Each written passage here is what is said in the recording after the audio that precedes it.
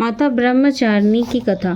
सती के आत्महत्या के बाद भगवान शिव ने घोर समाधि में लीन हो गए। ध्यान में इसकी सृष्टि का संतुलन बिगड़ने लगा। देवताओं ने भगवान विष्णु और ब्रह्मा से उपाय पूछा।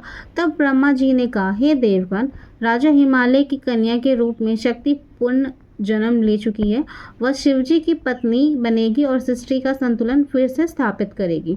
इसके वचन के अनुसार पार्वती का जन्म हुआ। जब पार्वती बड़ी हुई तब नारद मुनि उनके घर आए और बोले, हे राजकुमारी, आप भगवान शिव को पति रूप में प्राप्त करने के लिए जन्मी है, किंतु इसके लिए आपको कठोर तपस्या करनी पड़ेगी। नारद जी के वचनों को सुनकर पार्वती जी ने दृढ़ संकल्प लिया।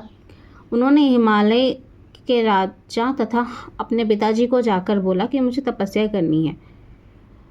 ब्रह्म के वृक्षों तक उन्हें केवल फूल खाए। स्टार्टिंग के जो भी ईयर थे, मतलब वर्ष थे, उन्होंने केवल फूल खाया और ध्यान में लीन हो गई। कई वर्षों तक वो बेलपत्र और घास पर जीवित रही। फिर वे लंबे समय तक अन्न, जल, यहाँ तक कि बिना पत्ते के रहकर घोर तपस्या में लीन हो गई। उनकी यह तपस्या देखकर हजारों वर्ष तक चली।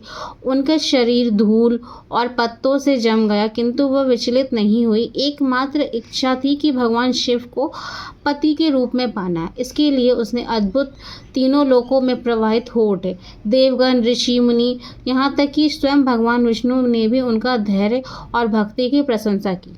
अंततः उनकी इस कठोर तपस्या से प्रसन्न होकर ब्रह्मा जी प्रकट हुए और बोले, हे देवी, आपकी इस कठिन ब्रह्मचर्य और तप, आप इससे ब्रह्मचारिणी कहलाती हो। आपकी इस तप के प्रभाव से भगवान शिव अवश्य आपके पति बनेंगे। आगे चलकर उनकी तपस्या सफल हुई। भगवान शिव ने उन्हें अपनी अर्धांगिनी स्वीकार किया।